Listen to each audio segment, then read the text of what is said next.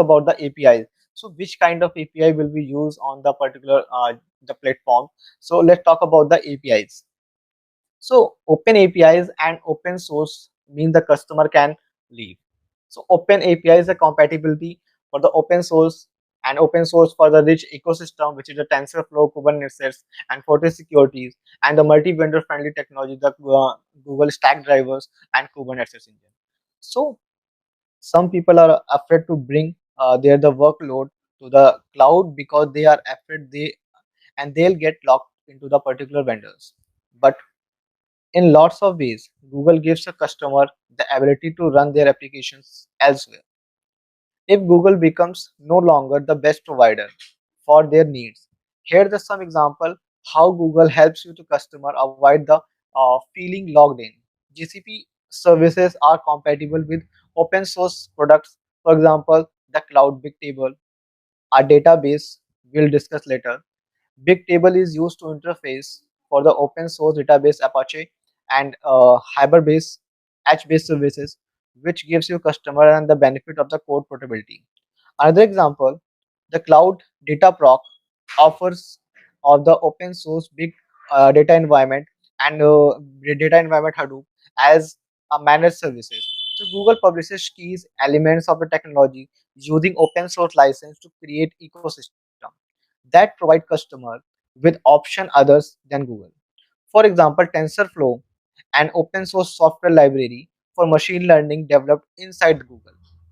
Is it hurt a strong open source ecosystem? Many GCP technologies provide interoperability. The Kubernetes gives your customer the ability to mix and match the microservices running across the different clouds. And Google Stack Driver lets the customer monitor workload across the multiple cloud providers. So these things you can just we will discuss later about the all kinds of APIs and just like a Stack Driver and Kubernetes and Bigtable. So now I'm just going to move our next slide. So why choose Google Cloud Platform? It is a very big question.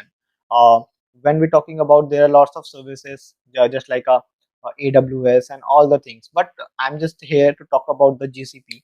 And but what is the main reason that I am using, why I am using GCP, why you will choose GCP? So the basic question is the Google Cloud platforms enable development to build, test, and deploy applications on Google's highly secure, reliable, and scalable infrastructure. So GCP lets you choose your computing, storage, big data, machine learning, and application service from your web, mobile, analyticals, backend solutions. It's a global and cost effective. It's open source friendly. It is a designed for security. So I think it is clear. Now just review the GCP offer the range compute services. So Google Cloud Platform's product as a service can broadly categorize as compute, storage, big data, machine learning, networking, and operations and tools. This workshop consider each of the compute services and discuss why customer might choose each. This workshop will examine each the GCP storage services, how it works, and when customer use it. So here you can see the compute thing, the compute engines, and the what is the totally in things about the compute when talking about the compute engines, Kubernetes engine, app engine, and the cloud function. So now talk about the storage. So storage can you can directly learn about the storage when we talk about the big table, cloud storage, cloud SQL, spanner, and data store. This workshop In this workshop, you can learn all four things, which is the compute, storage, big data, and machine learning. So I'm just moving to the next slide, which is the budget and billing. How can you choose your budget for the particular application, and how will you billing for the your GCP platform? So here I'm just going to talk about the budget and alert things. You're probably thinking, how can I make sure I don't accidentally run up a big GCP bill? GCP provides four tools to help: the budget and alerts, billing, export reports, and quotas. So let's look a budget stand alert first. You can define budget either per billing account GCP project. A budget can you fix a limit, or it you can tie it another metric. For example, a percentage of the previous month spent to be notified when the cost approach of your budget limit. Create an alert, for example, with a budget limit that you have the $20,000 and an alert set at 90%. You will receive a notification alert when you expense reach about the $18,000. Alerts generally set at 50%, 90%, and 100%. But you can customize that according to your uses. So now I'm talking about billing export. How can you export the thing? So billing export let you store the detailed billing information in place where it is to retrieve for the more detailed analysis, such as BigQuery, data sector, and the cloud storage bucket. So here the report is a visual to monitor your expenditure. So report is a visual tool that is the GCP console that allows you to monitor your expenditure. GCP also implement quotas, which protect the both account owner and the GCP community as a whole. So quota are designed to prevent with the overconsumption of your resources, whether because of error or malicious attacks. There are two types of quotas: rate quotas and allocation quotas. Both get applied at the level of the GCP project. So rate quota reset after a specific time. For example, default the Kubernetes engine service set a quota of 100 or 1,000 calls into the API form for each GCP project and every 100 seconds. After that 100 seconds, the limit is reset. Allocation quota on the other hand, so govern the number of the resources you can have in your project. For example, by default a GCP project has a quota allowing you no more the 5 virtual private cloud networks. So if you are allowing the 5 virtual, but actually the GCP default quota will not going to allow the 5 virtual private network at the same time. Although the project all they start with the same quota, you can change some of them by requesting an increase by the Google Cloud support. So these things will definitely help you to understand what kind of uses or what kind of expenditure you are using, or which kind of API are particularly driving the day by day. Now we are just going to discuss about the resources hierarchy of GCP. You may find the easiest to understand the GCP resource hierarchy from the bottom up, and all the resources use, whether they are virtual machines, cloud storage bucket, tables, BigQuery, anything else about the GCP are organized into the project. Optionally, these projects may be organized into folders, and folders contain other folders. So here we are going to talk about the resource hierarchy levels, define trust boundaries. So group of your resource according to your organization structure. Level up, the hierarchy provide the trust boundaries and resource isolations. And you can see the diagram where the organization node and the folder nodes, project node and resource node. Here you can see the company, which is the based on the organization node, and there the folder which is the department X, department Y, and shared infrastructure. And you can create a team A and team B into any department, and team B or team A will be build a project 1, project 2, and these kind of hierarchy will easily understandable how you can use the hierarchy base. So all the folder and project used by the organization can be brought together under an organization node. Project folder and organization node are places where the policies can be defined. Some GCP resource let you put the policies on the individual resource too, like those cloud storage bucket I mentioned. We'll talk more about the cloud story later in this workshop. In the meantime, remember that the policies are inherited downwards in the hierarchy. All GCP resources belong to a project. Projects are basis for the enabling your using GCP services like managing APIs, enabling billing, and adding or removing collaborators, and enabling the other GCP services. Each project is a separate compartment and each resource belongs to the exactly one. So project can have different owners and users. They are built separately and they will managed separately. So when we talk about the GCP services, which is the track resource, which has the quota resources, enable billing, the manage permission of the credential, or enabling services of APIs.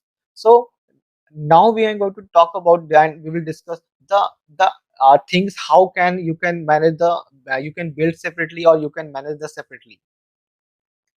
So here the thing you can see the project have three identifying attributes, which is the project ID, the project name, and project number, which is the globally unique, chosen by you, and immutable.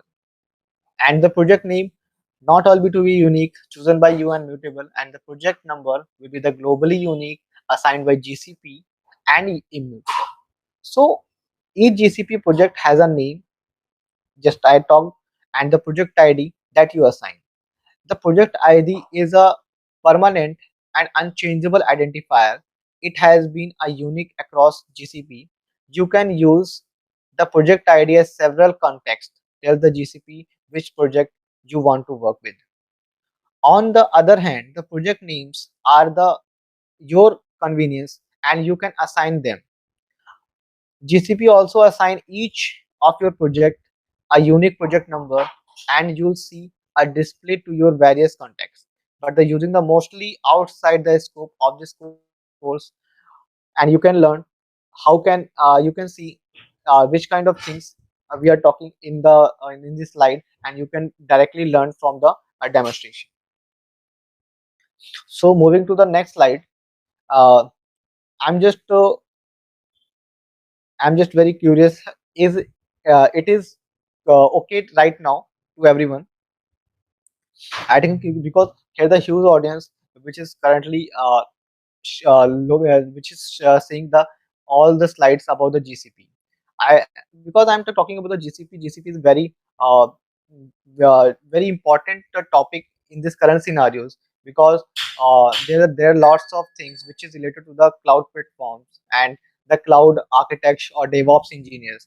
Because in the previous session I am talk about the career about the your career to the in IT department. So there are lots of things, and the cloud things is basically the second and the third top most priority of the in any other IT companies. So I'm just moving to the next slide. Folders offer flexible management. So when we talk about the folders group under an organization, folder can contain project, folder boards, and the user. Here we can see the example.com. There are some domain which have a two folders, the folder A, and there are two projects which is currently running, but there are folder A have a two project and folder B have a two project, but directly domain will run a separate project. So here you can see that you can manage by your organization with the particularly uh, folder base or project basis. So project ID made a human readable string that you will use to frequently to refer to the project, and you can organize the project into the folder although you don't have to. They are a tool that your disposable or to make your life easier. For example, you can use the folder to represent different departments, teams, applications, or environment in your organization. Folder lets have the ability to delegate administrative rights so they can work independently. So now I'm just talk about the uh, here you can see the resources of folder which is inherit the IAM policy. So from the folder, so the if project 3 and 4 are administrated by the same time, the same team by design, and you can put IAM policy, which is the identify access management. So policies into the folder B instead doing the other way. So putting duplicate copies into those policies on the project and 3 and the project 4. Would you be tendencies of the error page prawn? One word of the caution: to use folder, you need an organization node that you top of the hierarchy. So what that? So let's talk about it now. How it will managed by the particular administration or the billing section. So here the organization node, organize the project. You probably want to organize all the project in your company into a single structure. Most companies want the ability to have centralized visibility, how resources are being used, and apply the policy centrally. So there, uh, that's what the organization node is for. It is the top of the hierarchy. There are some special roles associated with it. For example, you can designated or organize policy administrator so that only people with privilege can change the policies. You can also assign a project creator, which is a great way to control who can spend money. So how do you get an organization node? So in this part, the answer depends on the whether your company is also a G Suite customer or not. So here we can talk about the Bob at example.com, the organization admin, which have a domain and the organization node to do the Google Cloud resources, and you can create a project creator, and this project creator manages the projects. So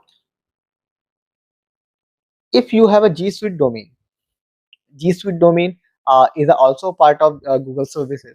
So GCP project will automatically belong to your organization node. Otherwise, you can use the Google Cloud identity to create one. Here's a tip: when you use or when you get a new organization node, it let anyone in the domain to create project and billing account just they cloud before. That's to avoid the surprise or disruption.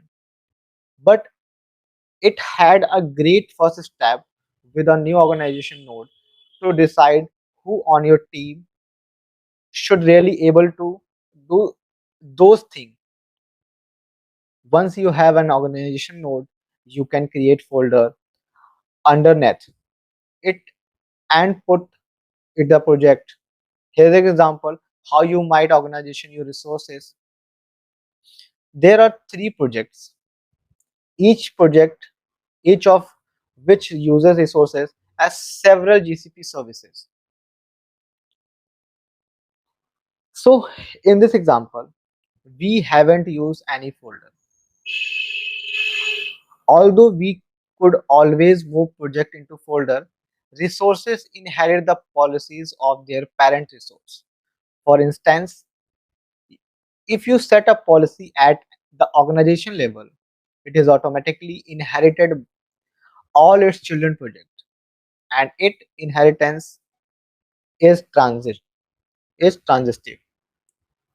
which means that all your resources in those projects inherit the policy too. These there are one important rule to keep in the mind: the policies implemented at a higher level in this hierarchy can't take away access that the granted at the lower level. For example, suppose the policy applied into a bookshelf project gives user pat that right to modify the cloud storage bucket, but a policy at the organization level says that pat can only view cloud storage, not change them. There are more generous policy in the one of that takes effect. So keep this mind when you design these kind of policy for your organizations. So this is the talk about the hierarchy of the complete GCP things.